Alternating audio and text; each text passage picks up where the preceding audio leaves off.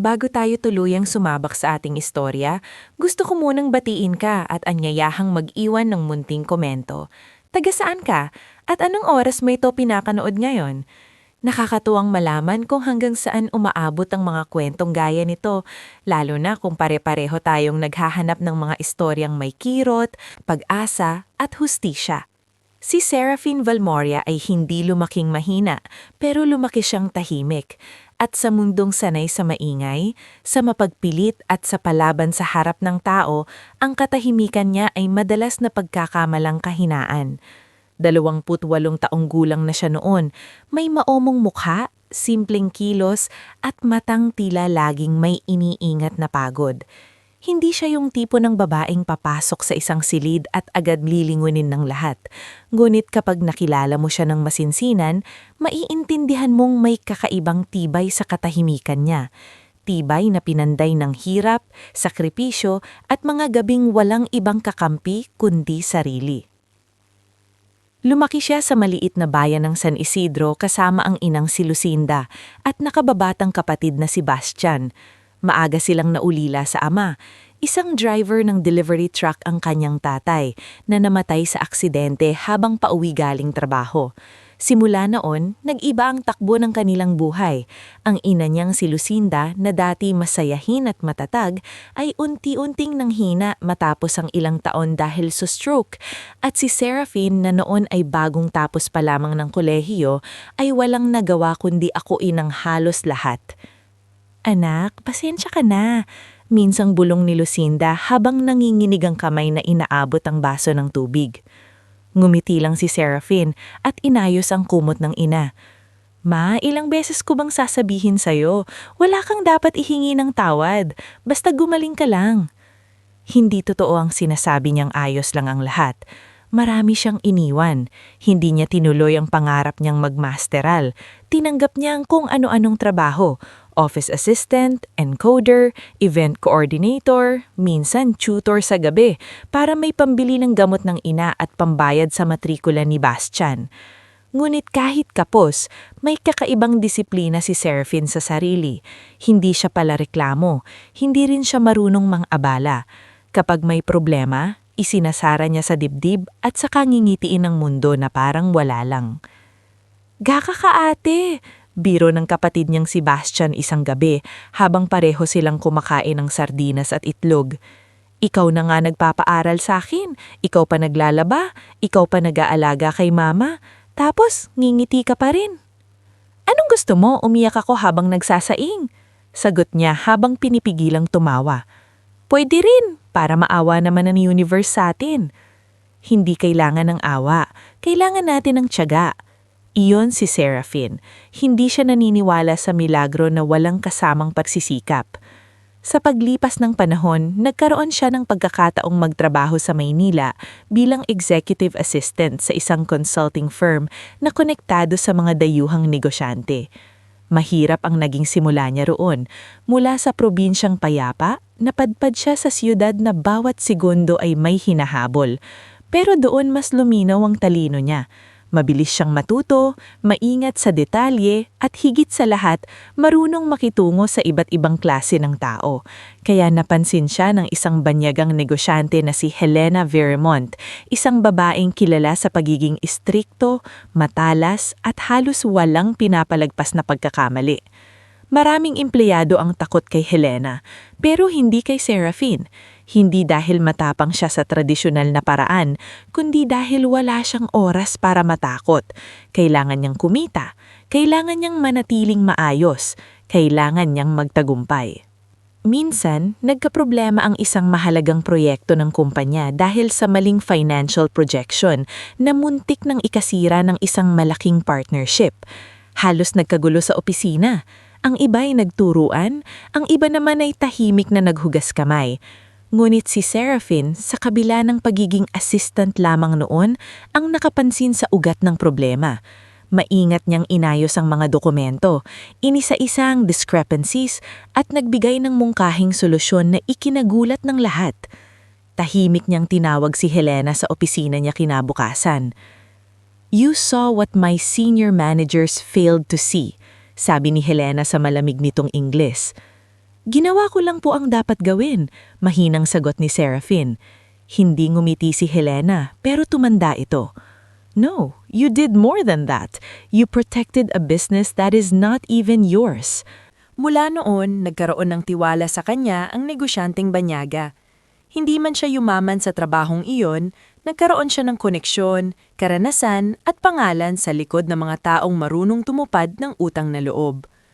Ngunit sa kabila nito, pinili pa rin ni Serafin na manatiling payak. Hindi niya ipinagmamalaki ang kanyang mga nakilala. Hindi rin niya ginawang hagda ng mga mayayaman. Sa isip niya, sapat nang alam niyang may naitulong siya at may dignidad siyang dala.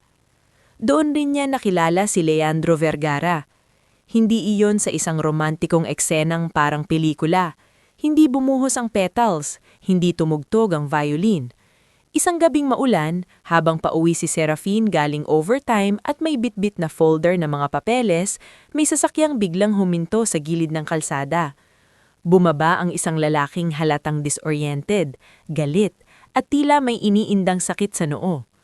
Si Leandro iyon, anak ng pamilyang Vergara, tagapagmana ng isang kilalang negosyo, at isang lalaking noon ay wala sa mood na maging magalang. "Miss, may malapit bang klinik dito?" Tanong nito, halatang iritable. Tinignan ni Serafin ang bahagyang dugo sa sentido nito. "Meron pero mukhang hindi ka na dapat mag-drive. Naupo ka muna." Napatingin sa kanya si Leandro na tila hindi sanay inuutusan. "Excuse me? Kung gusto mong himatayin dito sa gitna ng ulan, choice mo yan. Pero kung gusto mong umayos pakihamdam mo, tumahimik ka muna." Sa unang pagkakataon, natahimik si Leandro. Dinala niya ito sa maliit na klinik na alam niya, tinulungan sa paunang lunas at hindi man lang nagpakilala ng buo. Kinabukasan, saka lamang siya natagpuan ulit ni Leandro, may dalang pasasalamat at halatang gustong makilala pa siya. Hindi agad napalapit si Serafin, sa totoo lang iniiwasan pa nga niya sa una. Alam niyang magkahiba ang mundong ginagalawan nila. Ngunit kakaiba si Leandro kapag wala sa harap ng pamilya o ng mga kasosyo. Marunong itong makinig, may sense of humor at hindi ito kasing yabang ng inaakala ng iba. Unti-unti, sa kabila ng lahat, nahulog ang loob nila sa isa't isa. Hindi natuwa ang pamilya ni Leandro. Ang ina nitong si Doña Esmeralda Vergara ay isang babaeng elegante, matalim magsalita, at bihasang magkubli ng pangmamata sa likod ng pormal na ngiti.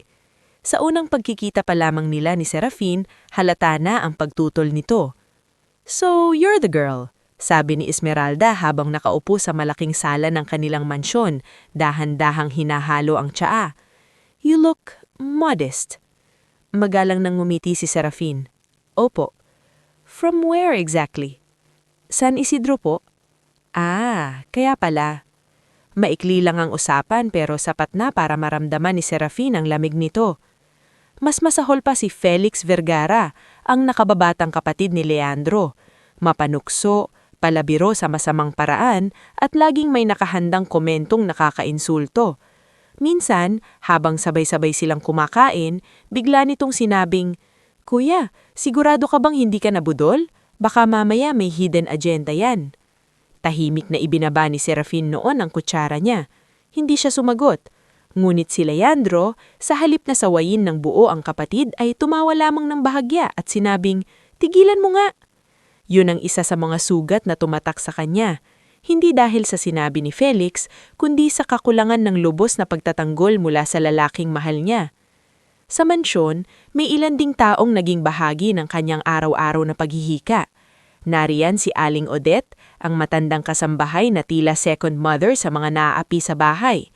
Nariyan din si Ponso, ang hardinerong tahimik pero mapagmasid, at si Elio, ang batang pamangkin ng mga Vergara na mas gusto pang makipagkwentuhan kay Serafin kesa sa mga sosyal na bisita ng pamilya. Sa kanila nakakahanap ng bahagyang ginhawa si Serafin.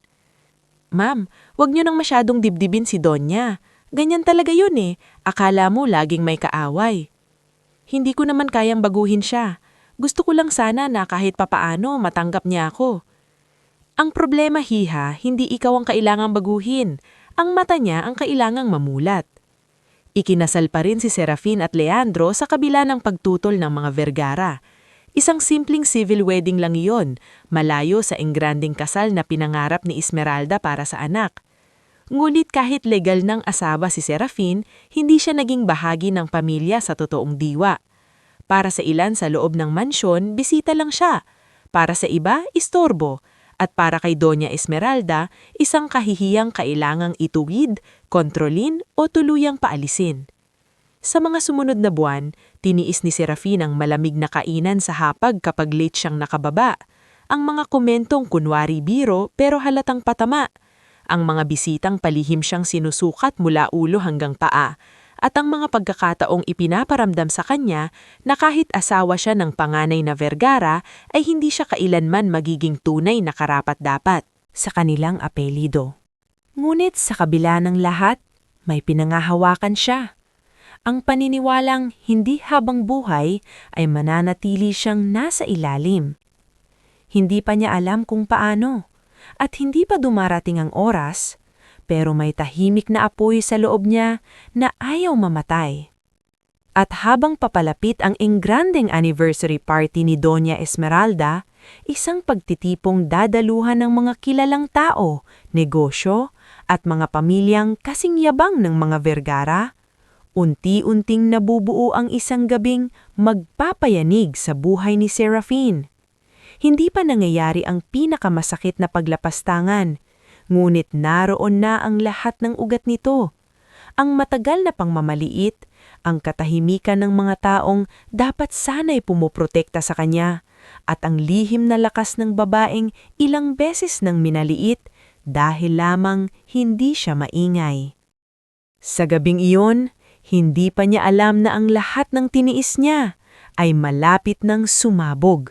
At kapag nangyari yun, wala nang makakabalik sa dating ayos ng kanilang buhay. Bago tayo magpatuloy sa susunod na yugto ng ating istorya, gusto ko munang anyayahan kang muling mag-iwan ng komento. Taga saan ka? At anong oras mo ito pinapanood ngayon? Nakakatuwang isipin na sa iba't ibang lugar at oras, may mga pusong sabay-sabay na sumusubaybay sa mga kwentong puno ng sakit, tapang at pagbawi ng dangal. Pagkatapos ng mga buwang puro malamig na tingin, mapanuring mga mata at mga salitang may lason na nakatago sa anyong desente, dumating rin ang gabing matagal ng tila inaabangan ng tadhana. Ang engrandeng anniversary party ni Doña Esmeralda Vergara. Sa unang tingin, isa itong eleganteng pagtitipon. Kumikislap ang mga chandelier sa malawak na bulwagan ng mansyon. Nakahilera ang mga imported na bulaklak sa bawat mesa at ang mga bisita'y nagdatingan na tila mga hari at reynang sanay sa marangyang buhay. Ngunit, sa likod ng mga kristal na baso, mamahaling alahas at pinong ngiti, may kumikilos na isang malupit na intensyon. At ang sentro ng gabing iyon, nang hindi pa nalalaman ng lahat, ay si Serafin. Maaga pa lamang ramdam na niya ang bigat sa dibdib. Habang nakatayo siya sa harap ng salamin sa kwartong inilalaan sa kanya at kay Leandro sa ikalawang palapag ng mansyon, inaayos niya ang simpleng eleganteng damit na kulay midnight blue na binili pa niya ilang linggo bago ang party. Hindi iyon designer piece. Hindi rin iyon kasing mamahalin ng mga isusuot ng mga bisita. Pero malinis iyon, desente, at bagay sa kanya. Tahimik siyang huminga ng malalim. Pumasok si Leandro habang inaayos ang kwelyo ng coat nito. Ayos ka na ba? Sumulyap si Serafin sa salamin. Mukha ba akong masyadong simple para sa gabing to? Lumingon si Leandro at bahagyang lumiti. Maganda ka, higit pa sa sapat. Tinignan siya ni Serafin sa refleksyon. Leandro, totoo bang gusto akong makita rito ng mama mo? O gusto lang niyang mapatunayan ulit sa lahat na hindi ako bagay sa mundong to? Sandaling natahimik si Leandro. Doon na naman lumitaw ang kahinaan nito. Yung klase ng katahimikang hindi tahasang kasinungalingan, pero hindi rin sapat para makapagbigay ng kapanatagan. Huwag mo na lang sanang dibdibin kung may masabi siya.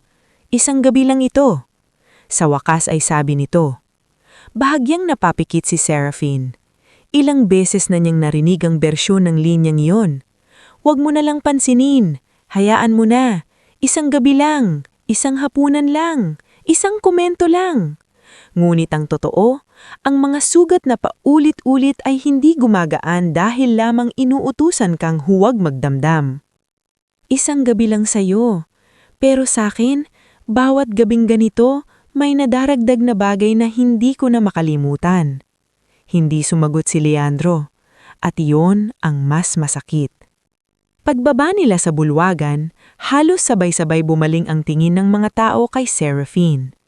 Nandoon ang mga kilalang kaibigan ng pamilya Vergara, si Attorney Lucero Sarmiento na matalas ang sinig at mas matalas ang pandinig sa chismis, si Councilor Vito Lascuna na laging palabati ngulit mapanulin, si Doña Isela Montecarlos na mahilig magkunwaring mabait habang nanghuhusga, at si Ramonier Tadeo na kasosyo raw sa lilang proyekto ni Felix.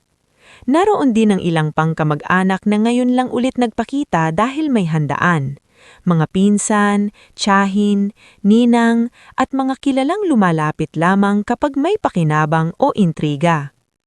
Sa gilid ng sala, napansin ni Seraphine si Mirel. Nakasuot ito ng fitted na damit na halatang sadyang pinili para makatawag pansin.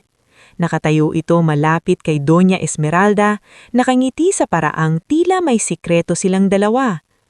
Nakita rin siya ni Aling Odette mula sa may service entrance. Saglit itong tumingin sa kanya at halos di mahalatang tumunog na parang sinasabing mag-ingat siya. Si Ponso naman ay abala sa pag-aayos ng mga dekorasyon sa hardin na tanaw mula sa salaming pinto, ngunit napatingin rin sa loob nang makita siyang dumating. Tanging si Elio lamang ang lumapit ng walang halong paghuhusga. "Tita Sefi!" Masayang sabi ng bata habang niyayakap ang baywang niya. "Ang ganda mo po." Napangiti si Seraphine ng totoo sa unang pagkakataon ng gabing iyon. "Salamat, Elio." "Sabi ko kay Lola, ikaw ang pinakamaganda rito." Bago pa siya makasagot, lumapit si Doña Esmeralda, nananatiling elegante, matikas at malamig ang itsura nito sa suot na kulay ivory na gown. Ngumiti ito sa apo, ngulit nang tumingin kay Seraphine ay biglang nanikip ang hangin. "Elio, pumunta ka muna roon sa nani mo, may bisita si Lola." Pagkaalis ng bata, sandaling sinipat ni Esmeralda si Seraphine mula ulo hanggang paa. "Mabuti naman at marunong kang pumili ng damit. Kahit paano hindi ka mukhang katawa-tawa ngayong gabi." Napayoko si Seraphine ng kaunti, hindi sa pagkatalo, kundi sa pagpipigil. "Magandang gabi rin po, Mama. I hope you remember your place tonight." Dagdag pa ng matanda bago tuluyang humarap sa mga bisita. Ang mga sumunod na oras ay pawang maliliit na patalim na pinilit tiisin ni Seraphine. May ilang bisitang kinamayan siya na halatang napipilitan lamang. May mga babaeng ngumiti sa kanya ngunit agad nagbulungan matapos siyang talikuran. Nang minsang napadaan siya sa tabi ni na Doña Isela at isang pinsan ni Leandro na si Virel, malinaw niyang narinig ang usapan. "Siya ba talaga ang pinakasalan?" tanong ni Virel. "Oo, akala ko nga face lang ni Leandro," sagot ni Doña Isela. "Mukha namang maamo pero alam mo na, may mga babaeng magaling magkunwaring simple."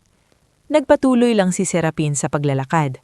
Hawak niya ng mahigpit ang clutch bag sa kamay na para bang doon niya kinukulong ang lahat ng sagot na gusto niyang pakawalan. Dumating ang hapunan. Naghain ang mga tauhan ng iba't ibang mamahaling putahe. Roast lamb, seafood paella, imported cheeses, fresh fruits, handmade desserts.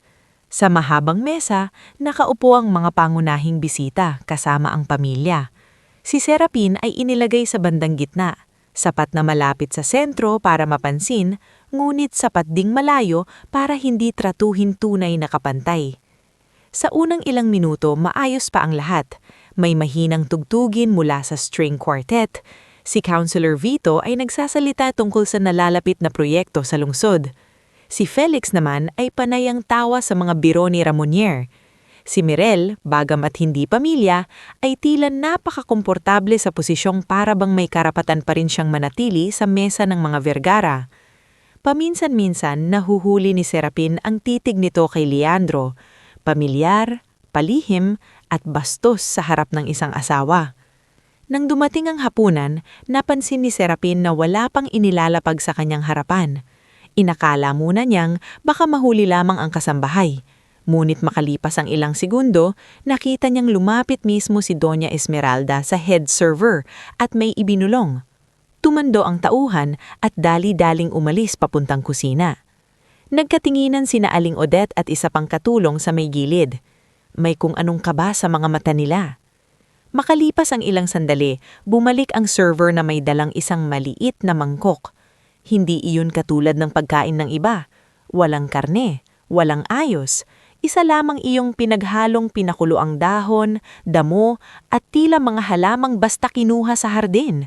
Inilapag iyon sa harap ni Serapin habang namumula ang mukha ng server sa hiya. Natahimik si Serapin. Maging ang mga katabi niya ay napatigil. "Ano po ito?"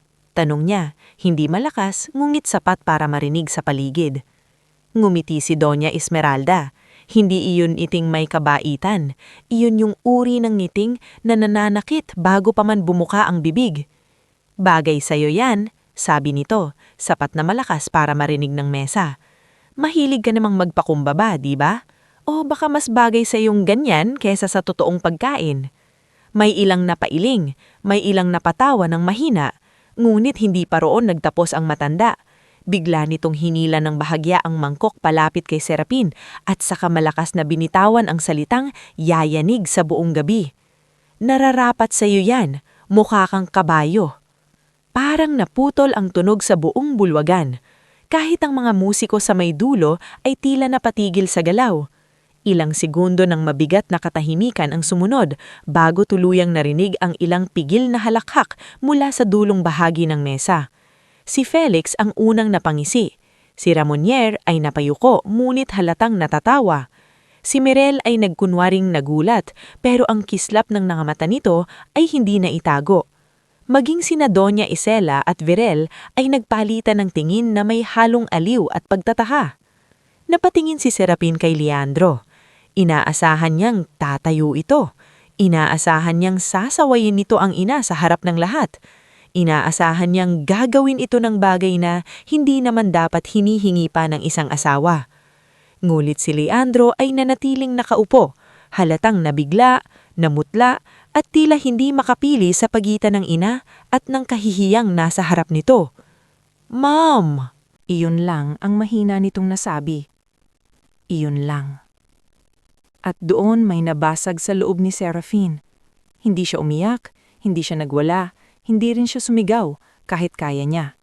Sa halip, dahan-dahan niyang ibinaba ang napkin sa kanyang kandungan.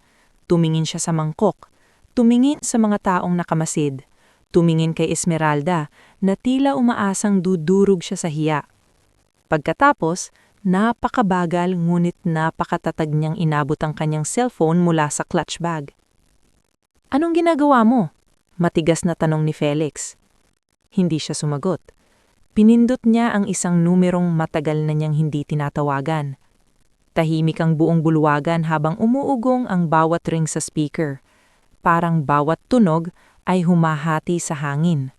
Sa ikatlong ring, may sumagot. A cool, composed female voice filled the room. "Serafin?" Napasinghap ang ilan, pamilyar ang boses. Ang iba'y napatingin agad sa isa't isa. "Ma'am Helena?" mahinaong sabi ni Serafin, kahit ramdam ng lahat ang bigat sa tinig niya. "Pasensya na po kung natawagan ko kayo ng ganito." Sa kabilang linya, hindi nawala ang composure ng babae. "What happened?" Sandaling tumingin si Serafin kay Doña Esmeralda. Sa unang pagkakataon ng gabing iyon, wala nang sakit sa mukha niya. Ang naroon na ay isang tahimik, malamig na linaw. "Nasa anniversary party ako ng pamilyang Vergara," sabi niya, "at gusto ko lang ipaalam sa inyo na tama kayo noon. May mga taong hindi marunong kumilala ng halaga hanggat hindi nawawala sa kanila." Namutla si Leandro. Biglang napatingin si Councilor Vito kay Attorney Lucero. Si Santino Balenya, nakakapasok lamang sa bulwagan mula sa veranda, ay literal na napatigil pagkarinig sa pangalang yun. Ang boses ni Helena Viremond ay muling umalingaw-ngaw, malinaw na malinaw sa speakerphone. Are you telling me the Vergaras are humiliating you? In public? Walang nakasagot. Napakuyom ni Doña Esmeralda ang baso. Sino ba talagang kausap mo? Mataray nitong sabi, bagamat bahagya ng nanginginig ang boses. Hindi pa rin tumingin si Serafin sa kanya. The same person who trusted me when your kind only knew how to judge. At saka narinig ng lahat ang linyang tuluyang nagpabago ng kulay ng mukha ng mga nasa mesa. Serafin, sabi ni Helena, mas malamig na ngayon ang tono. Just say the word. If the Vergaras think they can degrade the woman who saved one of my biggest Asia deals, then they should be ready to lose every opportunity connected to my network by tomorrow morning. Parang may yelong ibinuho sa buong silid. Si Attorney Lucero ang unang nabulol. Helena Viremond? The Helena Viremond? Si Councilor Vito ay napaatras sa upuan. Hindi maaari. Santino Balenya ay napatingin kay Leandro na tila gustong sabihin, bakit hindi mo alam ito? Namutla si Doña Esmeralda. Hindi na nito maitaas ng maayos ang baba. Ang kumpiyansang kanina'y matalim at palao ay unti-unting gumuho sa harap ng sarili nitong mga bisita. Si Felix na ilang minuto lang ang nakalipas ay mayabang ang ngisi, ngayon ay halatang hindi makapaniwala. Si Mirel namay napahigpit sa hawak ng wine glass. Hindi pa tapos si Helena. And to be clear, dagdag nito, Serafin was never just an assistant. She was the reason a crisis was resolved before it reached the press. She protected reputations of far more powerful people than the ones sitting in that room. If anyone there has treated her as lesser, then they are fools. Tahimik ang lahat.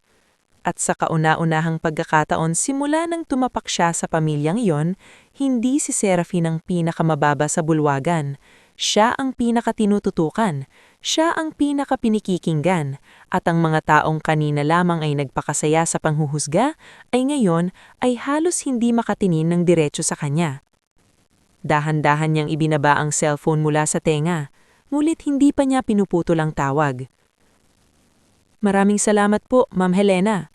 Hindi ko po tinawagan para manakot. Gusto ko lang ipaalam sa sarili ko na hindi pala ako baliwala. Sa kabilang linya, naging mas malambot man na yun ang boses ng babae. You never were. At sa linyang iyon, may kung anong kumirot sa dibdib ni Serafin, hindi dahil sa kahihiyan, kundi dahil matapos ang lahat ng tahimik na pagtitiis, narinig din niya mula sa ibang tao ang isang bagay na dapat sana ay matagal na niyang narinig sa pamilyang pinagsilbihan niya ng respeto. Ibinaba niya ang tawag. Walang umiikip. Pagkatapos, dahan-dahan niyang tinayo sa kanyang kiniuupuan. Hindi nanginginig ang tuhod niya ngayon, hindi rin siya umiiyak. Tumingin siya kay Doña Esmeralda ng diretso. Hindi ko po kailangan ng pagkain ninyo para mabusog, at lalong hindi ko kailangan ng pangiinsulto ninyo para malaman ang halaga ko. Pagkatapos, ay hinarap niya si Leandro. Masakit, mabigat, at napakalinaw ang tingin niya. At ikaw, sabi niya, sa dami ng beses na nanahimik ka, ngayong gabi ko lang tuluyang naintindihan na ang pananahimik ng isang asawa ay kaya ring maging anyo ng pagtataksil. Walang naisasagot si Leandro. Sa paligid, isa-isang nagsimulang mag-iwasan ng tingin ang mga bisita. Ang mga kasambahay ay napayuko. Si Aling Odette ay palihim na nagpahid ng luha. Si Elio, mula sa may hagdanan, ay nakatingin lamang sa kanyang tita na parabang ngayon lang niya nakita kung gaano ito katapang. At sa gabing iyon, sa harap ng mga taong sanay manghamak, isang tahimik na babae ang tumayo at ipinakita sa lahat na ang dangal ay hindi nasusukat sa apelido, damit o pinagmulang bayan. Nasusukat ito sa tibay ng loob kapag ang buong silid ay gustong durugin ka. Ngunit ang gabing iyon ay hindi lamang tungkol sa pagkapahiya. Iyon din ang gabi ng pagbagsak ng maskara ng pamilya Vergara. Dahil mula sa sandaling iyon, wala nang pwedeng magkunwari na si Seraphine ay simpleng babae lamang na dapat apihin, at wala na ring babalik sa dati, sapagkat ang pangyayaring iyon ang nagsindi ng unang apoy ng pagbawi. Isang apoy na sa mga susunod na araw ay tuluyang lalamon sa mga lihim, kasinungalingan at kayabangang matagal nang itinago ng pamilyang muntik nang sumira sa kanya. Bago tayo dumiretso sa panibagong yugto ng ating istorya, gusto ko munang anyayahan kang muli. Mag-iwan ka ng komento kung taga saan ka at anong oras mo ito pinapanood ngayon. Nakakatuwang isipin na sa iba't ibang sulok ng mundo, may mga taong sabay-sabay na nakikiramdam sa sakit, lakas at pag-asa ng isang kwentong tulad nito. Kinabukasan ng gabing yumanig sa buong angkan ng mga Vergara, tila hindi pa rin humuhupa ang dagundong ng nangyari sa loob ng mansyon. Parang may naiwan doong malamig na alingaw-ngaw ng kahihiyan, takot at mga lihim na ayaw ng manatiling nakakubli. Ang mga katulong ay nag-uusap-usap ng pabulong sa kusina. Ang ilang bisitang umalis ng maaga noong nakaraang gabi ay agad na nagkalat ng bersyon nila ng istorya sa kani-kanilang mga social circle. At sa unang pagkakataon sa loob ng maraming taon, ang apelyedong Vergara ay hindi binabanggit dahil sa kapangyarihan o tagumpay, kundi dahil sa eskandalong kagawan mismo ng may-ari ng bahay. Hindi na natulong ng maayos si Seraphine pagkatapos ng party. Pagbalik niya sa kwartong dati ay tinatawag niyang kanila ni Leandro, pakiramdam niya ay may bahagi ng sarili niyang tuluyang naputol. Hindi dahil sa insultong ibinato sa kanya ni Doña Esmeralda, dahil sa totoo lang, ilang buwan na iyong namumuo sa iba't ibang anyo. Ang totoong sumugat sa kanya ay ang katahimikan ni Leandro sa mismong sandaling pinakakailangan niya ng kakampi. Naupo siya sa gilid ng kama, nakatitig lamang sa bintana, nang marinig niyang bumukas ang pinto. Pumasok si Leandro, halatang hindi rin nakatulog. Ang buhok nito ay magulo, at ang tingin ay tila may pasan na hindi alam kung paano bubuhatin. Seraphine, mahina nitong tawag. Hindi siya lumingon agad. May sasabihin ka ba na hindi ko pa narinig noon? Napahinto si Leandro. Alam kong nagkulang ako. Sobra, diretso niyang sagot. Lumapit ito ng kaunti. Nagulat ako sa nangyari kagadi. Doon siya napangiti pero walang saya roon. Talaga? Ako rin. Nagulat ako na kaya mo palang manood lang habang ginagawang katatawanan ng asawa mo. Hindi ganun kasimple. Simple lang, Leandro, putol niya. Ngayon ay humarap na siya rito. Hindi umiiyak ang mga mata niya pero namumula iyon sa puyat at sakit. May dalawang klaseng tao sa oras ng kahihiyan, yung tumutulong at yung nanunood. Pinili mong manood. Napayuko si Leandro at sa unang pagkakataon mula nang magkakilala sila, wala siyang naisalbang paliwanag. Sa ibaba, mas malala ang sitwasyon. Tinawagan ng sunod-sunod si Doña Esmeralda ng ilang kaibigan nitong sosyalista at mga kasosyo na may interes sa reputasyon ng pamilya. Ang iba ay kunwaring namunggumusta, ang iba naman ay palihim na kumukuha ng impormasyon. Maging si Santino Balena, senior board member ng Vergara Holdings, ay maagang dumating sa mansyon bit-bit ang mukha ng taong alam nang mas malala pa sa eskandalo ang maaaring kasunod nito. Sa silid opisina ni Doña Esmeralda, halos sumabog ang boses nito sa galit. Pinapalaki lang nila ang bagay na iyon, sigaw nito habang ibinabagsak ang telepono sa mesa. Isang tawag lang iyon, isang pagpapapansin ng babaeng iyon.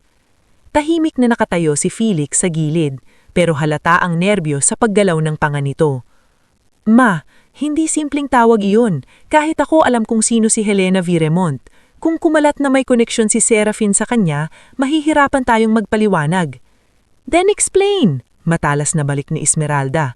You are supposed to know how to fix these things. Hindi PR problema lang ito. Siningit ni Santino habang nakatayo sa tapat nila.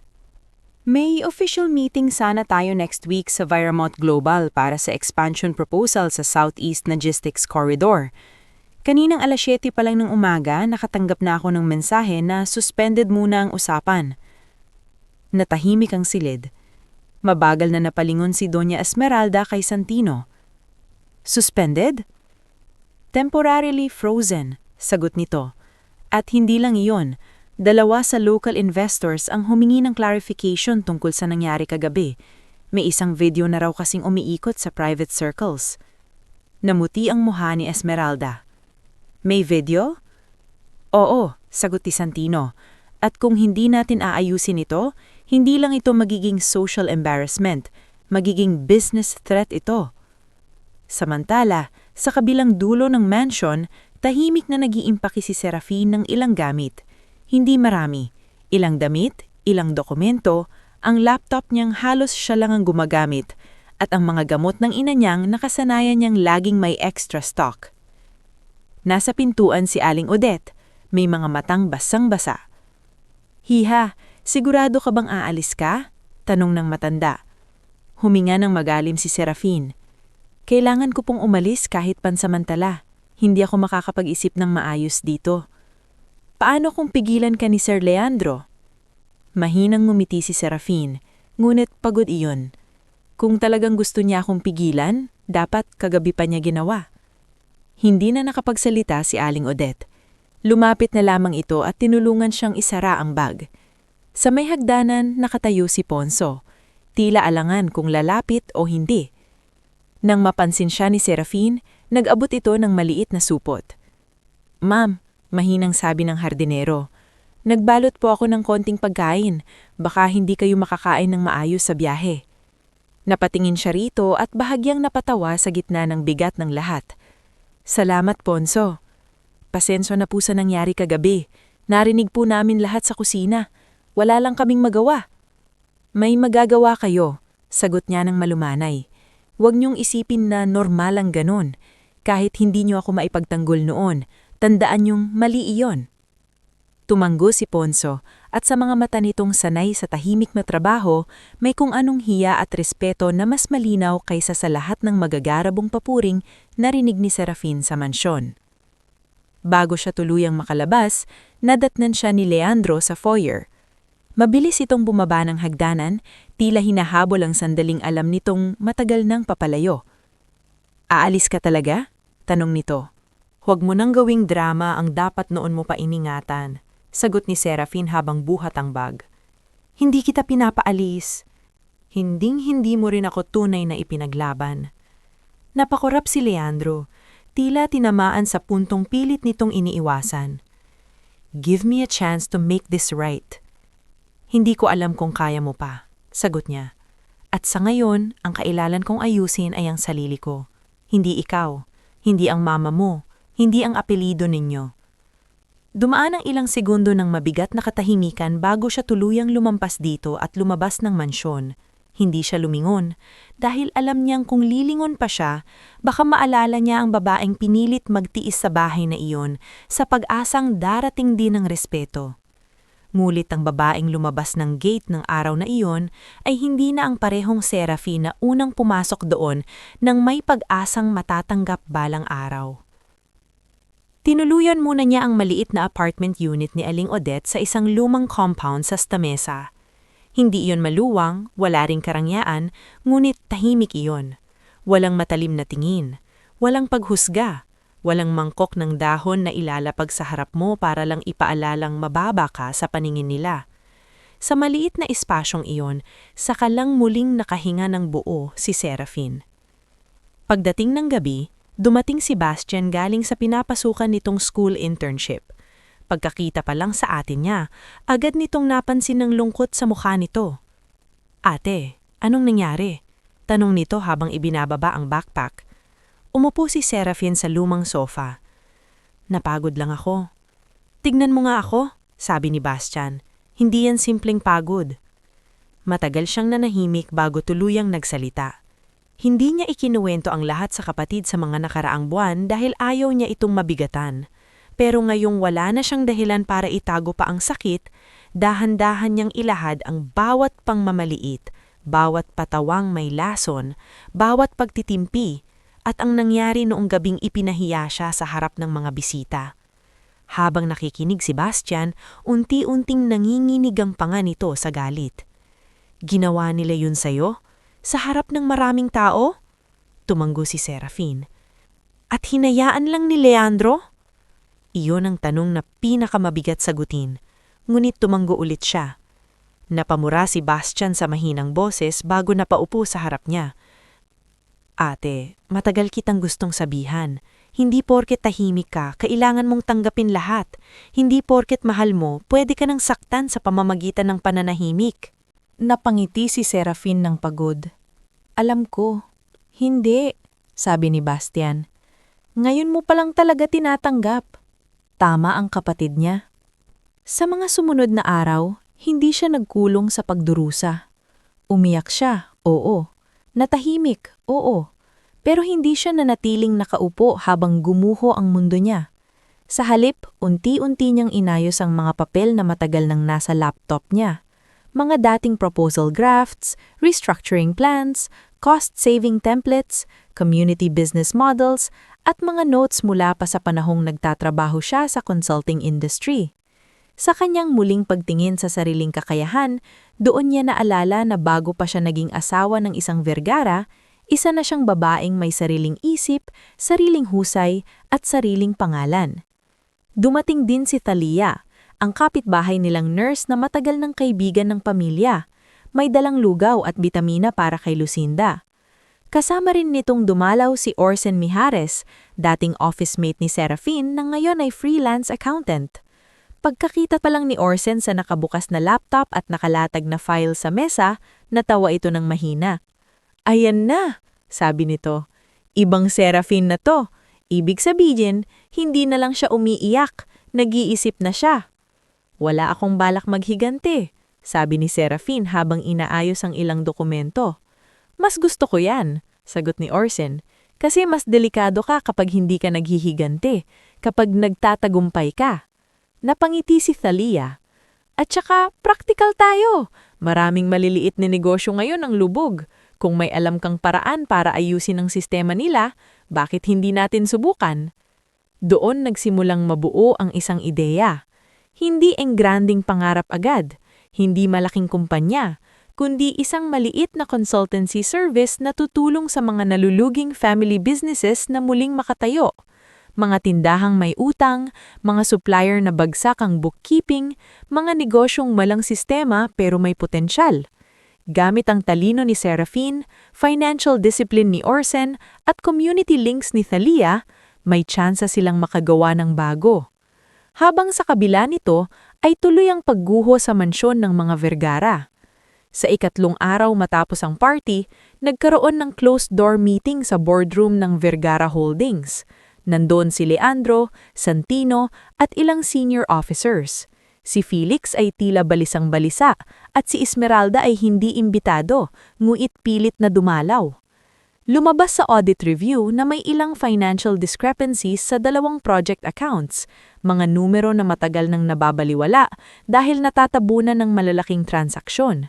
Ngunit ngayong masusi ng tinitingnan ng lahat dahil sa reputational crisis, unti-unting lumilitaw na may mas malalim pang problema sa loob ng kumpanya. Who handled these layered authorizations? Tanong ng isa sa mga auditors. Tahimik si Felix.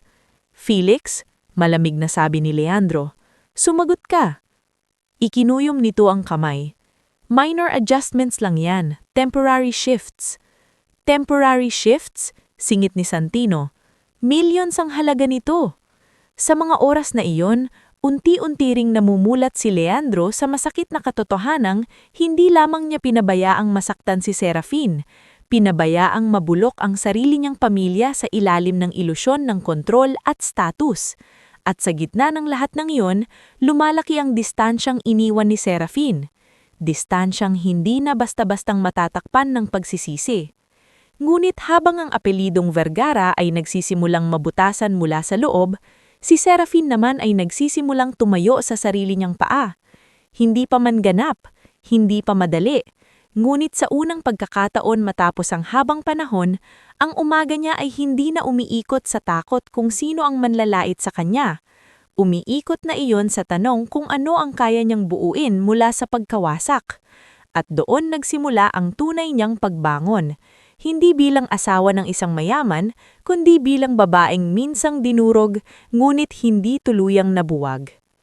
Bago tayo dumako sa mas mabigat at mas matinding yugto ng ating istorya, gusto ko munang anyayahan kang muling komento. Taga saan ka at anong oras mo ito pinapanood ngayon? Nakakatuwang isipin na sa iba't ibang lugar, may mga pusong sabay-sabay na nakikisama sa sakit, laban at pagbangon ng isang babaeng minsang minamapa, ngulit hindi nagpatalo. Lumipas ang ilang buwan mula nang lisanin ni Serafin ang mansyon ng mga Vergara. At sa paglipas ng panahon na iyon, ay unti-unti ring nag-iiba ang ihip ng hangin sa buhay niya. Ang maliit na apartment na pansamantalang tinuluyan niya noon ay naging tahimik na saksi sa unti-unting muling paggabuo ng kanyang dangal. Hindi naging madali ang lahat. Maraming gabing inabot siya ng pagod, pangamba, at pagbabalik tanaw sa mga sugat na iniwan ng nakaraan. Ngunit bawat umaga, bumabangon siya may isang malinaw na pasya. Hindi na siya babalik sa dati. Ang maliit na consultancy service na una nilang pinangarap ni Orsen, Thalia at Bastian ay nagsimulang makilala sa mga barangay at maliliit na komunidad ng negosyo. Hindi man malaki agad ang kinikita, napansin ng mga tao ang galing ni Serafin sa pag-aayos ng magulong records, pagdidisenyo ng simpleng business recovery plans, at pagbibigay ng praktikal na solusyon sa mga problemang tila matagal nang sinusukan ng iba. Mula sa isang talyer na nalubog sa utang hanggang sa maliik na bakery ng biyudang si Meloria Castañeda at sa family-owned rice mill ni Ardon at Fresha Villonte, unti-unting kumalat ang pangalan niya bilang isang babaeng hindi lang mahusay sa numero, kundi marunong ding umintindi sa pagod at pangamba ng mga taong nagsisimula muli. Ano bang meron sa'yo, Serafin? Biro minsan ni Orsen habang nakalatag ang mga papeles sa mesa. Kapag ikaw ang kumausap sa mga kliyente, parang naniniwala silang kaya pa nilang mabuhay ulit. Hindi agad sumagot si Serafin. Nakatingin lang siya sa spreadsheet sa laptop bago bahagyang ngumiti. Kasi alam ko ang pakilamdam ng iniisip mong tapos ka na. Kapag nandoon ka na, mas nagiging totoo sa'yo ang pag-asa. Sa kabilang banda, habang lumilinaw at tumitibay ang bagong direksyon ng buhay niya, mas lalong nagdidilim ang sitwasyon sa loob ng pamilya Vergara. Hindi pa man lubusang natatapos ang usap-usapan sa eskandalo sa party, nadagdagan pa iyon ng mga isyong pangnegosyo na unti-unting lumalabas mula sa loob ng kanilang kumpanya. Ang audit na unay tahimik lamang ay lumawak. Ang mga numerong bating inaasahang malulusutan ng impluensya at pangalan ay nagsimulang magsalita laban sa kanila. At sa gitna ng lahat ng iyon, lalong naging desperado si Doña Esmeralda. Ang isang babaeng sanay na kontrolado ang lahat ay hindi madaling tatanggap na may taong hindi niya nabasag. Lalong hindi niya matatanggap na ang babaeng minsang ipinahiya niya sa harap ng mga bisita ay siya pang unti-unting hinahangaan ng mga taong dating hindi man lang lumilingon dito. Sa mata ni Esmeralda, ang pagbangon ni Serafin ay hindi simpleng pag-unlad. Isa iyong banta sa kanyang pride, sa apelyidong buong buhay niyang pinanghawakan, at sa ilusyon na siya pa rin ang pinakamakapangyarihan sa kwento. Isang hapon, sa pribadong lounge ng isang exclusive women's club sa Makati, nakaupo si Doña Esmeralda kasama sina Doña Isela Montecarlos at Mirel. May hawak silang kape at mamamahaling pastries, ngunit ang usapan ay mas mapait pa sa anumang inumin sa mesa. Mas lumalala ang tingin ng tao sa pamilya ninyo habang mas gumaganda ang pangalan ni Serafin. Maingat ngunit tusong sabi ni Doña Isela. Sa totoo lang, marami nang nagsasabi na baka siya ang tunay na may dignidad sa inyo. Napahigpit ang hawak ni Esmeralda. Huwag mo nga akong inuudyukan. Hindi kita inuudyukan, sagot ni Isela na may mapanuksong ngiti. Sinasabi ko lang ang totoo. Kapag hindi mo siya pinigilan ngayon, mas lalaki pa siya sa mata ng tao. Mamaya niyan, siya na ang paniniwalaan sa lahat. Tahimik na nakikinig si Mirel, ngunit kita sa mga mata nito ang pamilyar na gutom sa gulo. Madali namang sirain ang reputasyon ng babaeng gaya niyan, lalo na kung ang anggulo ay pagpapanggap. Napalingon si Esmeralda. Anong ibig mong sabihin? Gawing mukhang ginagamit lang niya ang koneksyon niya kay Helena Vairemont. Paliwanag ni Mirel. Ipakalat na minamanipula niya ang mga maliliit na negosyong tinutulungan niya, na kunwari mabait, pero ang totoo ay ginagamit niya ang pangalan ng mga taong nakilala niya para pasikatin ang sarili. Sa panahon ngayon, isang chismis lang na mukhang kapani-paniwala, kakapit na agad. Sandaling natahimik si Esmeralda, hindi dahil nagdadalawang isip siya, kundi dahil iniisip na niya kung paano ito isasagawa. Kung gagawin natin ito, dapat malinis. Ayokong matrace sa akin. Doon nagsimula ang huling paninira. Ilang araw matapos ang pulong na iyon, lumabas ang sunod-sunod na blind item sa social circles at mga online business forums. May mga anonymous posts na nagsasabing ginagamit daw ni Seraphine ang mga international connections niya para takutin ang mga negosyante at sapilitang mapasunod sa gusto niya. May mga blog entries mula sa isang kilalang tsismosong online writer na si Chris Van Aldaba na nag-imbento ng kwentong dati na raw may lihim na relasyon si Seraphine sa ilang kliyente kaya siya napalapit sa mga ito. May ilang nagsimulang magtanong kung totoo bang kaya lamang siya gumaganda ay dahil ginagamit niya ang pagiging api para makakuha ng simpatya at negosyo. Sa una, hindi ito pinansin ni Seraphine. Sanay siya na may mga taong hindi kayang tanggapin ang tahimik na pag-unlad ng iba. Ngulit nang napansin niya na may ilang kliyenteng biglang umatras sa usapan at may isang dating partner na biglang nagtanong pa ng diretsyo kung totoo raw bang ilagamit niya si Helena para mukhang makapangyarihan, doon niya naisip na hindi ito simpleng chismis lamang. May planado. May nag-uugnay ng mga piraso at may gustong sirain hindi lang ang pangalan niya, kundi ang pundasyon ng bagong buhay na pinaghirapan niyang buuin. Isang hapon, sa pagkakasama-fama nila nina Orsen, Thalia at Bastian sa apartment, inilapag ni Orsen ang ilang printout sa mesa. Hindi ito random. Pare-pareho ang style ng write-ups, pare-pareho rin ang timing, at tignan mo ito. Itinuro niya isang screenshot. May bayad ang promotion ng 3 article na ito. Someone funded this. Lumapit si Bastian at binasa ang laman. Hindi ito gawa ng ordinaryong tsismoso. May nagdidikta. Tahimik na nakikinig si Seraphine habang nakatitig sa mga papel. Pamilyar sa kanya ang galaw. Hindi man niya agad mapatunayan, ramdam niyang hindi malayo ang pinanggagalingan. Sila. Mahinang sabi niya, "Sino?" Tanong ni Thalia. Tumingin siya sa kanila. Hindi ko pa kayang patunayan, pero wala nang ibang may pakinabang sa paninira sa akin, kundi ang mga taong natatakot sa katotohanan. Hindi siya nagmadali, hindi siya nagwala, hindi rin siya gumante sa parehong maruming paraan. Sa halip, ginawa niya ang matagal na niyang gustong gawin mula pa nang nasa poder siya ng mga Vergara. Gumalaw ng may ebidensya. Sa tulong ni Orsen, nagsimula silang mangalap ng trail ng bayad sa mga artikulo at sponsored posts. Si Thalia naman ay kumausap sa ilang kilala nitong nasa community organizations at small business groups upang alamin kung sino ang unang nagpakalat ng chismis. Si Bastian naman ay tumulong sa pagbuo ng chronology at pag-archive ng mga post bago pa ito mabura. At sa isang hindi inaasahang pagkakataon, dumating si Ponso sa apartment ni Seraphine, bitbit ng isang lumang flash drive. "Ano to?" tanong ni Seraphine nang iabot nito iyon.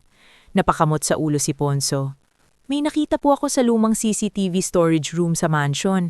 Hindi ko sana gagalawin pero may kinutuban ako. Naalala ko po noong mga araw pagkatapos ninyong umalis, may ilang beses na palihim na nagpupulong si Doña Esmeralda, si Ma'am Mirel, at si Sir Felix sa study room. Hindi ko alam kung mahalaga pero baka may makuha kayo." Napatingin si Orsen kay Seraphine. Baka ito na yun. Binuksan nila ang laman ng flash drive. Sa unang ilang files ay karaniwang footage lang ng hallway at service areas.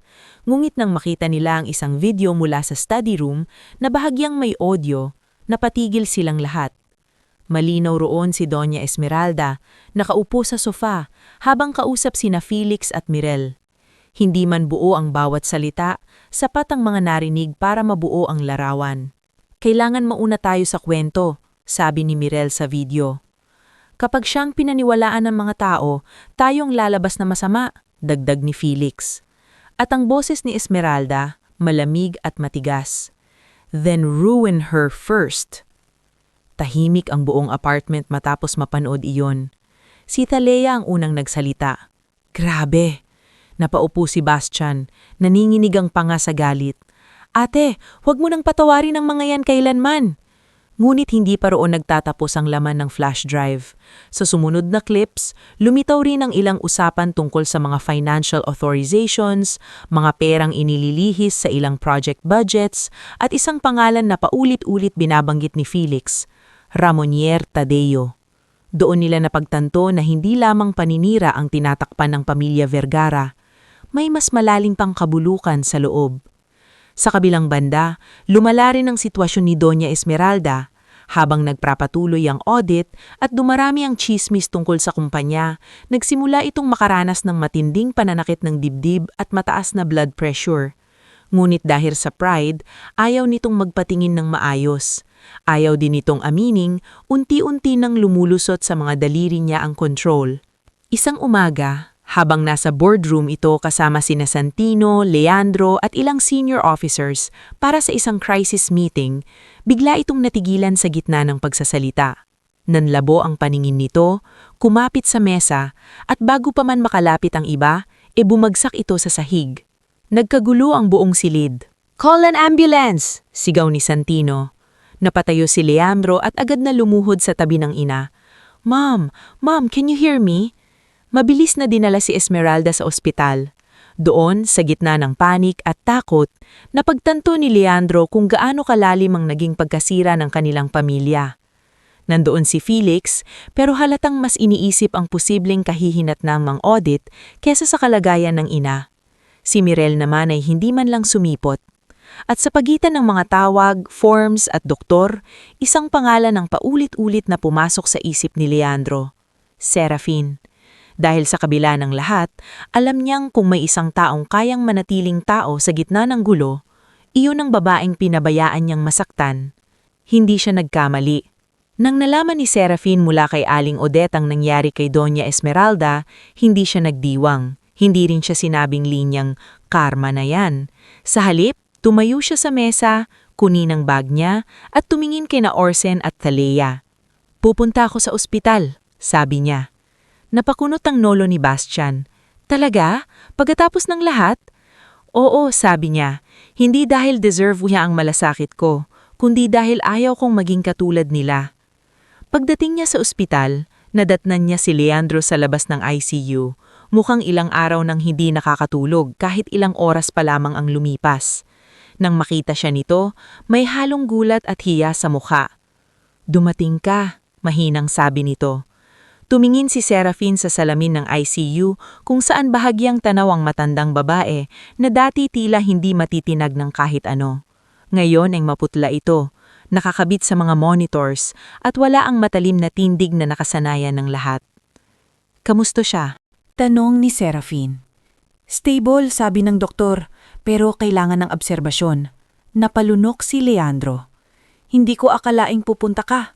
Tumingin siya rito ng diretso. "Hindi ko rin inakalang darating tayo sa puntong ito." May katahimikang namagitan sa kanila. Ngunit kakaiba iyon sa mga nakaraang katahimikan. Hindi na iyon yung katahimikang puno ng pag-iiwas. Mas mabigat ito, mas totoo, at mas malapit sa mga salitang hindi pa handang sabihin. "Mali ako," bulong ni Leandro. Hindi lang noong gabing yon, kundi sa napakarami pang pagkakataon bago pa iyon. Hindi sumagot si Serafin agad. Pagkatapos, dahan-dahan niyang sinabi, "Ang pinakamalaking mali mo ay hindi ang hindi mo ako nailigtas sa isang gabi, kundi ang paulit-ulit mong pagpili sa kapayapaan mo kaysa sa dignidad ko." Napayuko si Leandro. "Pero hindi na tayo nandito para doon lang," dagdag niya. "May mas malala pa kayong problema." Nagtaas ito ng tingin. "Anong ibig mong sabihin?" Hindi pa siya sumagot. Sa halip, hinawakan niya ang bag niyang may lamang folder at flash drive. Sa unang pagkakataon, ang babaeng minsang tinitiis lamang ang bawat atake ay may hawak ng sapat na katotohanan para yumanig sa buong pundasyon ng mga Vergara. At habang nagbabantay ang mga ilaw ng ospital sa mahabang pasilyo, malinaw na sa isip ni Serafin ang susunod na mangyayari. Hindi na ito basta laban para sa dangal niya.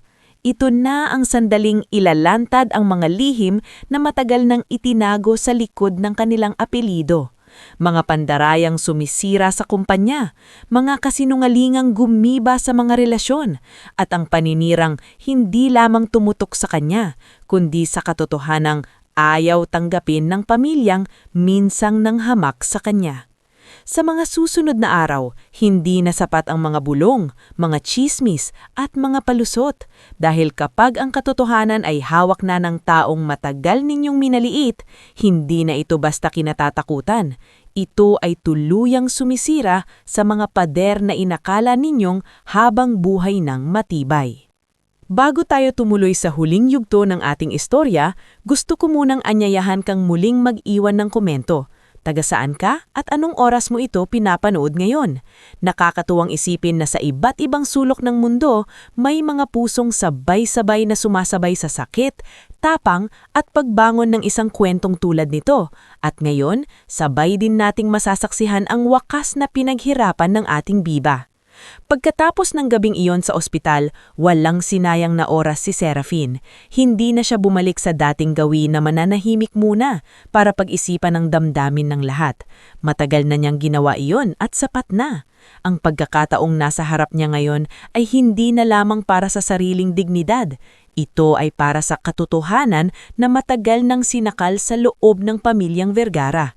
At sa kauna-unahang pagkakataon, wala nang takot sa kanyang dibdib. Ang naroroon na lamang ay isang mabigat, ngulit malinaw na paninindigan.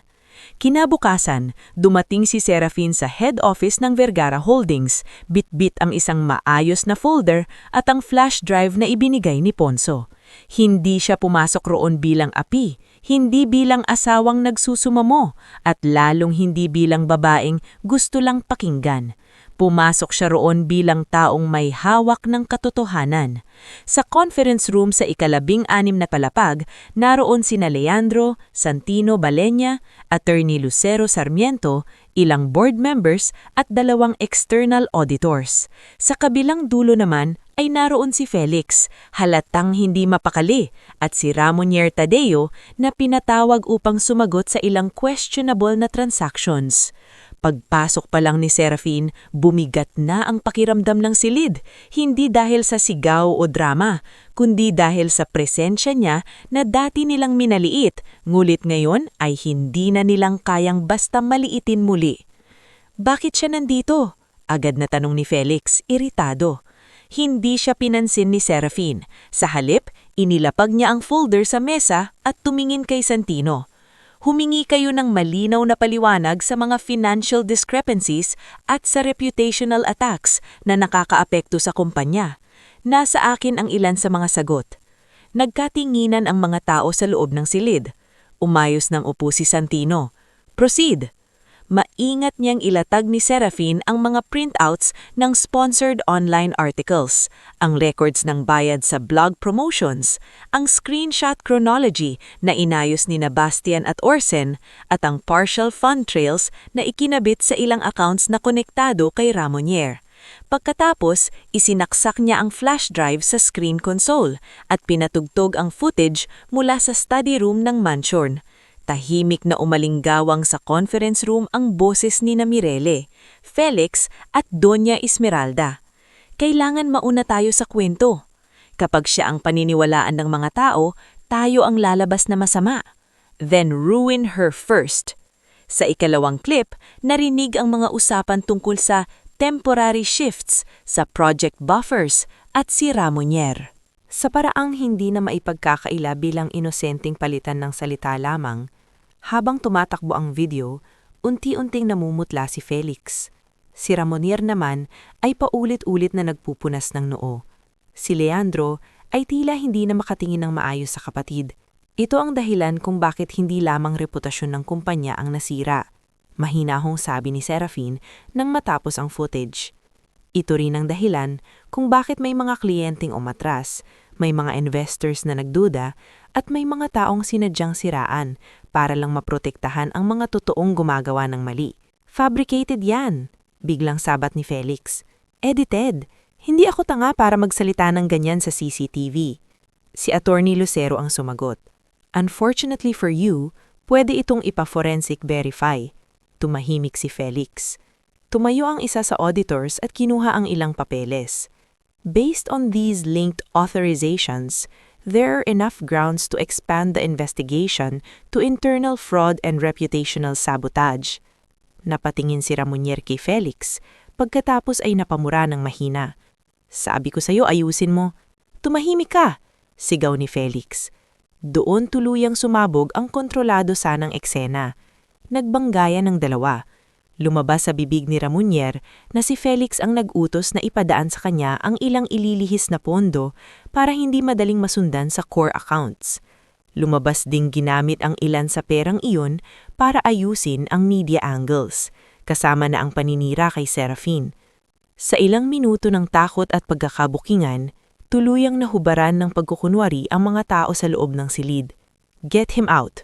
Mariing utos ni Santino sa security nang tangkain pa ni Felix na agawin ng mga dokumento sa mesa. Hindi niya ako pwedeng gawin dito, sigaw ni Felix habang pinipigilan. Pamilya ako rito. Malamig ang sagot ni Leandro. Ngayon ay wala na ang dating pag-aatibuli sa boses nito. At dahil pamilya ka, mas lalo mong dapat hindi winasak ang sarili nating pangalan. Dinala palabas si Felix habang si Ramunier ay naiwan upang harapin ng legal counsel. At sa loob ng silid na iyon, isang bagay ang naging malinaw sa lahat. Ang pagbagsak ng pamilyang Vergara ay hindi dahil sa isang babaeng dating outsider. Ito ay dahil sa kabulukang itinago nila sa loob ng maraming taon. Ngunit hindi pa tapos ang lahat. Nang magising si Doña Esmeralda sa ospital at malaman ng mga pangyayari sa boardroom, una itong nangatog sa galit. Ngunit mabilis ding humalo ang takot sa bawat segundo ng katotohanang isinusumbat sa kanya ng sitwasyon.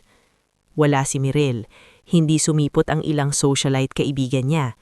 Si Felix ay nasa legal trouble, at ang mga taong minsang umiikot sa paligid niya sa bawat handaan, na yun ay tinitignan siya bilang pinagmulan ng eskandalo. Pagkalipas ng ilang araw, nang mumuti ng bahagya ang lagay nito, humihiling itong makita si Serafin. Ayaw sana ni Bastian na pumunta ang ate niya. Ate, ilang beses ka nang sinaktan ng babaeng yan, sabi nito habang nakatayo sa apartment. Baka panibagong drama lang yan. Tahimik si Serafin habang inaayos ang manggas ng blouse niya. Alam ko, pero gusto kong matapos itong ng maayos. Hindi para sa kanya, para sa sarili ko. Namagitan si Talea. Basta huwag mong hahayaang muling baligtarin ng isip mo. Pumunta ka roon bilang taong buo na, hindi bilang dating sugatan. Tumanggo si Serafin. Yun ang balak niya. Sa ospital, nadatnan niyang mahina si Doña Esmeralda. Wala ang matulis nitong tindig, wala ang malamig na ngiting sanay mang durog. Sa kama ng pasyente, mukha lamang itong isang matandang babaeng unti-unting pinagsisisihan ang mga maling piniling ipaglaban. Sa gilid ng silid ay nakatayo si Leandro. Ngulit kusuong lumabas nang napansing gusto ni Serafin ng pribadong pag-uusapan. Ilang sandali silang nagkatitigan. Noon lang muling naging tahimik sa pagitan nila. Walang audience, walang bisita, walang entablado ng pagmamalaki. Ikaw pa rin ang dumalaw, paus na sabi ni Esmeralda. Hindi po ako dumalaw para magbalik ng sama ng loob, ang sagot ni Serafin. Nandito ako para tapusin na ang dapat nang tapusin. Napapikit si Esmeralda. Akala ko noon, kapag pinahirapan kita, susuko ka. Kapag ipinamukha kong hindi bagay ka sa amin, kusa kang aalis. Hindi ko inaasahang natigilan ito. Parang hirap banggitin ang sariling patatalo. Ikaw pa ang lalabas na mas marangal sa aming lahat. Tahimik lamang si Serafin. May ilang luhang tumulo sa gilid ng mata ng matanda. Noong gabing yon, noong pinakain kita ng mga dahon sa harap ng mga bisita, akala ko hawak ko pa rin ang buong kwento. Akala ko kaya kong kontrolin kung sino ang kahihiyan at sino ang panalo. Napalunok ito. Ako pala ang totoong kahihiya. Masakit pakinggan iyon, ngunit wala ng galit na sumiklab sa dibdib ni Serafin.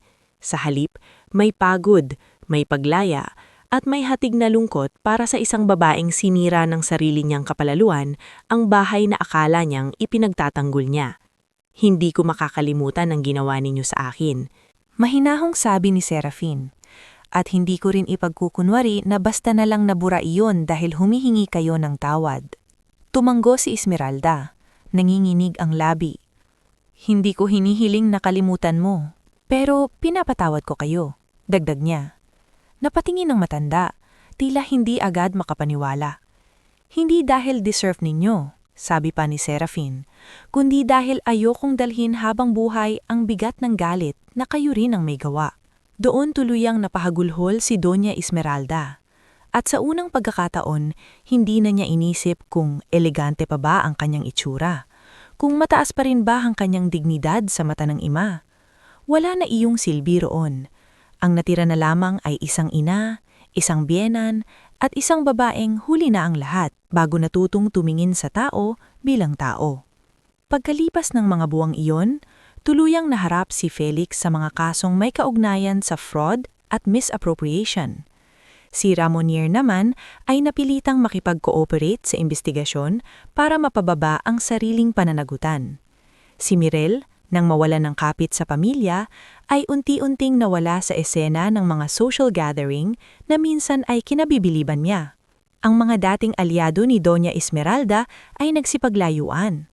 Ang natira sa pamilya Vergara ay hindi na ang dating makintab at perpektong imahe, kundi isang pangkat ng mga taong kailangang matutong magsimula muli sa katotohanan.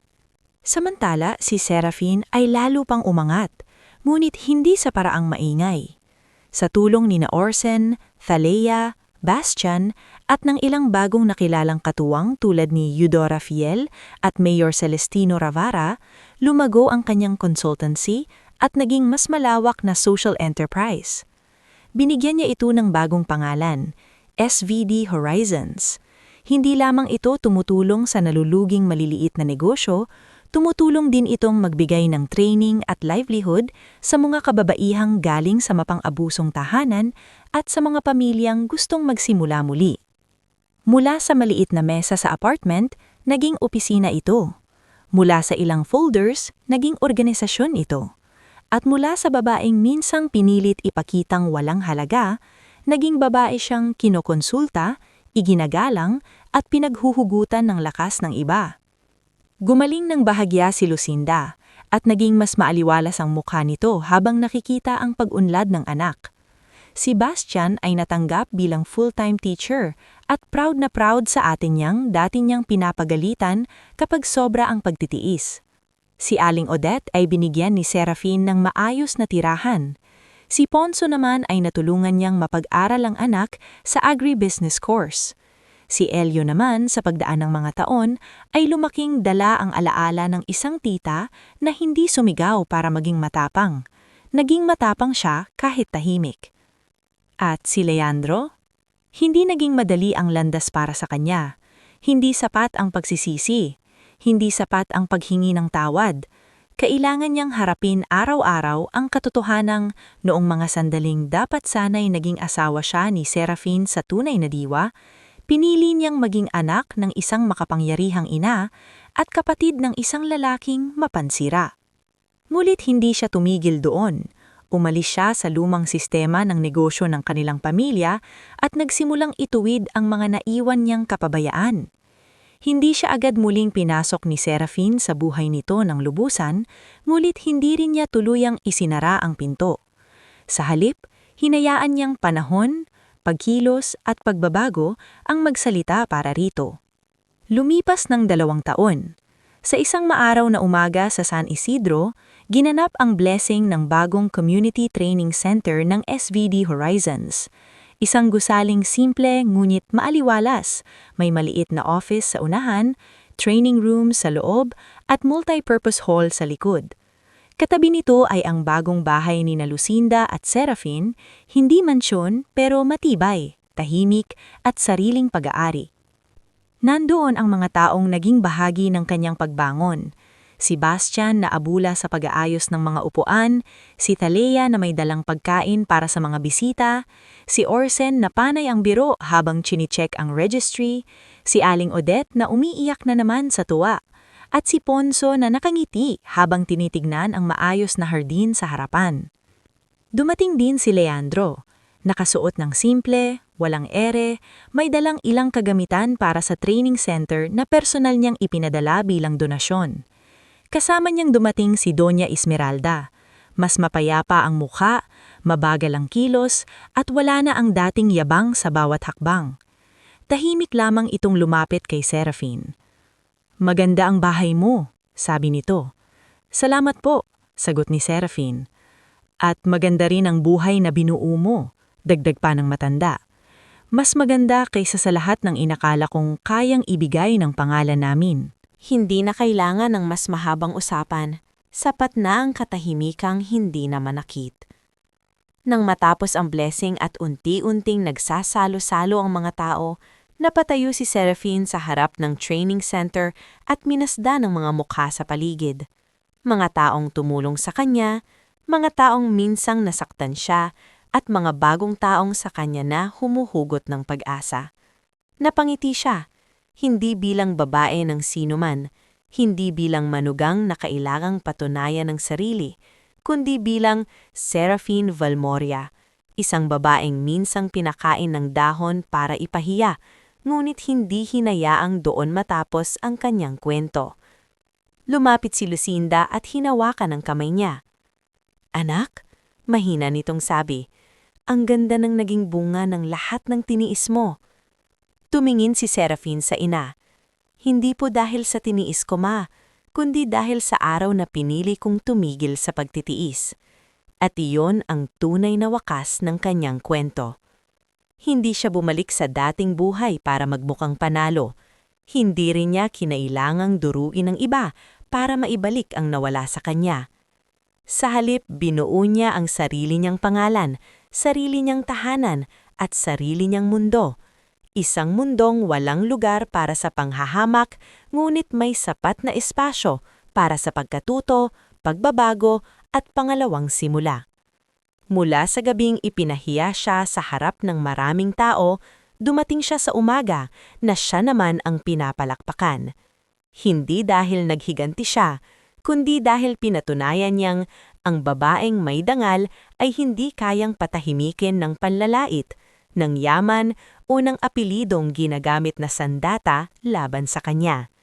At sa wakas, matapos ang lahat ng luha, katahimikan, pagbagsak at pagbangon, natapos ang kwento ni Seraphine hindi sa sugat, kundi sa ganap na paghilom. Napahawak si Leandro sa noo. At ako, naniwala ko sa maling kwento. Pinaniwala ko ng ama ko, ni Don Emilio, at ng mga taong nagsabing tumakas si Maristela na may dalang kahihiyaan sa pamilya. Wala akong ginawa. Wala akong ipinaglaban. At yan ang pagkakulang na habang buhay kong dadalhin. Habang lumalalim ang usapan, mas tumitibay ang ebidensya. May lumang sulat sila Lisandra na nakapangalan kay Leandro, na hindi na ipadala noon at ngayon lamang natagpuan sa kahon ng mga lumang gamit. Nakasulat doon ang pakiusap nitong alagaan ang kanyang anak kung sakaling may mangyaring masama. Naroon din ang kopya ng birth record na pinalitan at itinago, pati ang testimonya ni Aling Cora at Mang Isko at ang DNA results na formal na nagkumpirma sa ugnayan ni Isabel sa angkan ng Villarreal. Ngunit, habang unti-unti nabubuo ang katotohanan, hindi naman nanatiling tahimik ang mga kalaban. Kinahapunan ding iyon, kumalat sa social circles at ilang online business pages ang balitang may babaeng nagpapanggap na tagapagmana sa Villarreal Holdings.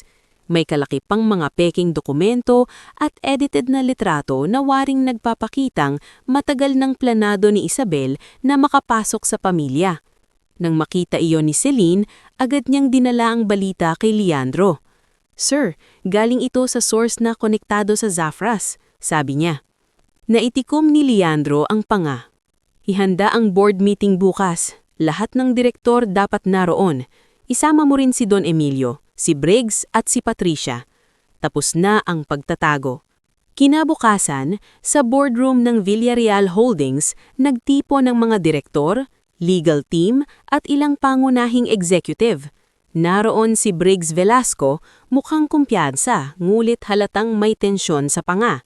Naroon din si Patricia, galitang tingin kay Isabel na noon ay nakaupo sa gilid kasama sina Lola Saling, Gael at Leandro. Si Don Emilio naman ay pilit pinananatili ang pormal na anyo, ngunit sa mga mata nito ay may bakas na ng pangamba. Naunang magsalita si Briggs. "Leandro, kung tungkol ito sa hakahakang claim ng babaeng iyan, mas mabuting ayusin natin ng tahimik. The company's image is at stake." Ang mas nakataya rito, malamig na sagot ni Leandro, ay ang katotohanang matagal ninyong nilibing. Tumayo si Gael at sunod-sunod na inilatag ang mga ebidensya. Ang sulat ni Lysandra, ang lumang records, ang testimonyang nakanotaryo ni na Aling Cora at Mang Isko, ang DNA test, at higit sa lahat, ang trail ng financial manipulation na nagpapakitang may mga taong matagal nang nakinabang sa pagkawala ng tunay na linya ng pagmamana sa pamilya. Biglang tumayo si Don Emilio. "This is absurd. Lumang istorya na yan. Wala nang saysay na hukayin pa." "May saysay," mariing nasabi ni Leandro, "dahil may taong pinalaki sa hirap habang kayo ang nagpapakasasa sa pribilehyong hindi naman sa inyo. Ano bang gusto mo? Pera? Apelyido? Gante dahil napahiya ka sa party?" Sa unang pagkakataon mula nang magsimula ang lahat, si Isabel mismo ang tumayo nang walang panginginig sa mga kamay. Tahimik niyang hinarap ang lahat ng naroon sa silid, hindi na siya ang dalagang hindi makasagot habang dinuduro ng mga mayayamang bisita. Hindi na siya ang babaeng nakayuko para lamang makaraos. Ang nasa harap nila mayon ay isang babaeng nasaktan, nalito at umiyak, pero natutong tumayo. "Wala po akong hininging kahit ano sa inyo. Hindi ko po hinanap ang pamilyang ito para yumaman. Kayo ang lumapit sa buhay ko dahil sa katotohanang matagal ninyong tinago. Kung may gusto man ako, hindi yun luho, hindi yun paghihingante. Gusto ko lang ang katotohanan para sa nanay kong namatay na may bigat na dala. Gusto ko lang ang dangnal na ninakaw sa akin at sa akin." Natahimik ang buong boardroom. "Hindi ako nandito para sirain ang kumpanya. Pero kung gusto ninyong manatiling buo ang kumpanyang ito, dapat marunong itong humarap sa kasalanan nito.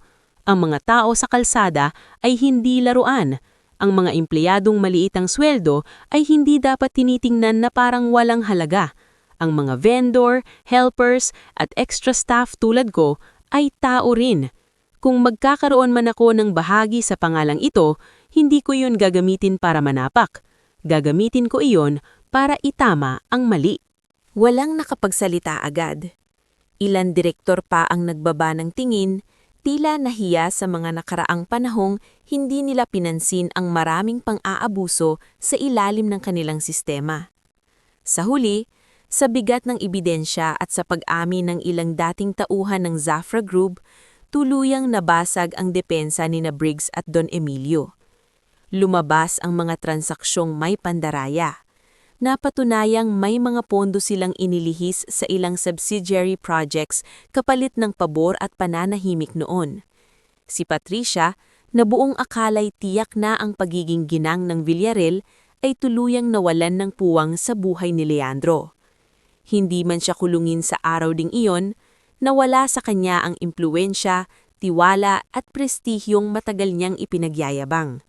Si Briggs naman ay suspende, sinampahan ng kaso at iniwan ng mga dati nitong kaalyado sa negosyo. Lumipas ang mga buwan at doon tunay na nakita ni Isabel ang pagbabago. Hindi siya agad lumipat sa mansyon. Sa halip, pinili niyang manatili muna malapit kay Lola Saling habang sumasailalim ang matanda sa mas maayos na gamutan. Sa tulong ni Dr. Elian at ng suportang pinanindigan ni Leandro, unti-unting bumuti ang kondisyon nito. Si Leandro naman ay hindi pilit na ipinilit ang sarili bilang tiyuhin o tagapagligtas.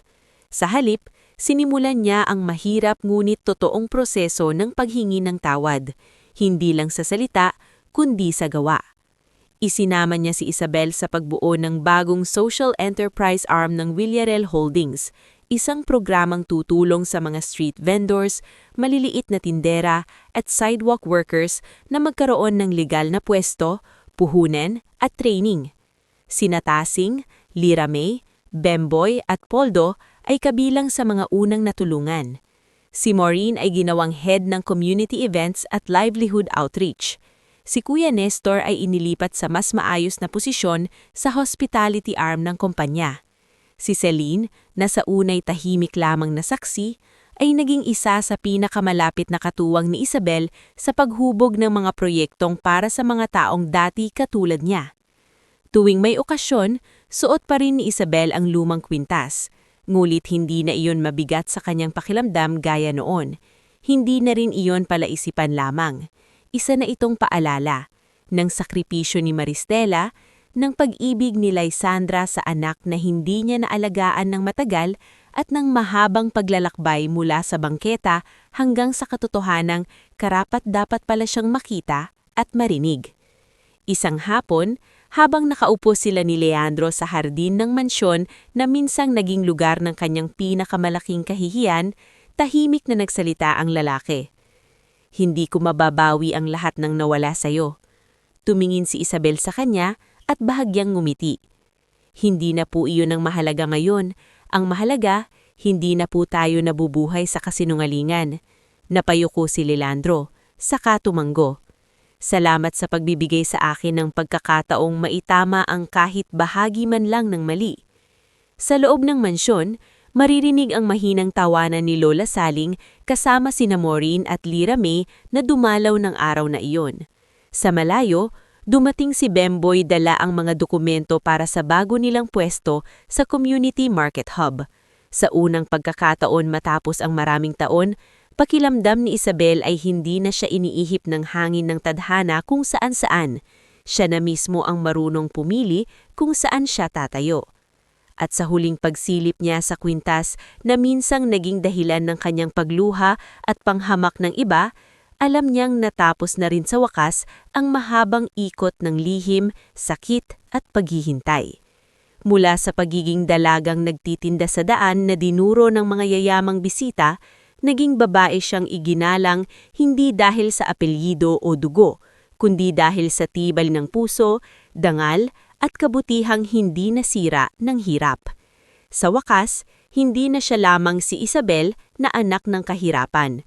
Siya ay Isabel na anak ng katotohanan, apo ng kasaysayan na ibinawon ngunit muling bumangon, at babae ng sariling tagumpay, isang tagumpay na hindi ninakaw, hindi hiningi, kundi marangal na ipinaglaban.